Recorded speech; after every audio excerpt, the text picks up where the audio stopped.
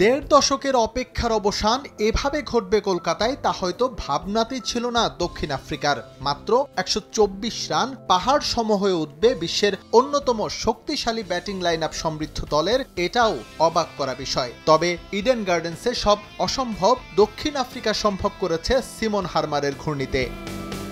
ছোট্ট সংগ্রহ তাড়া করতে নেমে শুরুতেই আঘাত দক্ষিণ আফ্রিকার। কোনো রান না করেই ইয়ানসেনের বলে আউট ইয়াশাসভি জয়সওয়াল। রানের খাতায় সবে যোগ হয়েছে ১, এরপরই আউট লোকেশ রাহুল। মাত্র ১ রানেই ২ উইকেট হারায় টিম ইন্ডিয়া।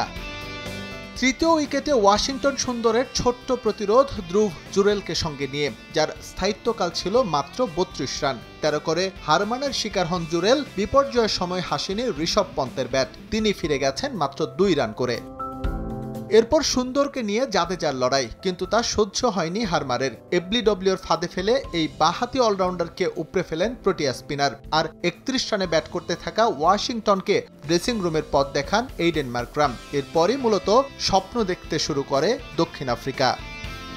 স্বীকৃত ব্যাটারদের এমন অসহায় আত্মসমর্পণ দেখে কৌশল বদলান সাথে ব্যাট করতে আসা আকসার প্যাটেল। দ্রুত গতিতে ঘোরাতে থাকেন রানের চাকা। ১৭ বলে ২৬ রান করার পর তিনি কাটা পড়েন কেশব মহারাজে। বাকিদের কাছে কোনো জবাবই ছিল না প্রোটিয়া ঘূর্ণির। ৯৩ রানে অল আউট হয় ভারত। ৩০ রানের জয়ে ১৫ বছর পর ভারতের মাটিতে জয়ের দেখা পায় দক্ষিণ আফ্রিকা।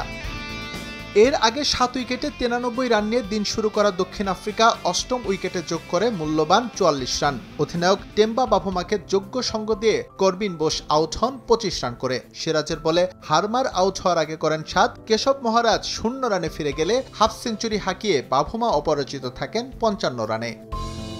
দ্বিতীয় ইনিংসে দক্ষিণ আফ্রিকার ১৫৩ রানে ভারতের টার্গেট পড়ে ১২৪। এর আগে প্রথম ইনিংসে প্রোটিয়ার করা ১৫৯ রানের বিপরীতে টিম ইন্ডিয়া সংগ্রহ করে ১৮৯। ২ ইনিংস মিলিয়ে ৮ উইকেট শিকার করে ম্যাচ সেরা হয়েছেন সিমন হারমার। এস এম ইকবাল, সময় সংবাদ।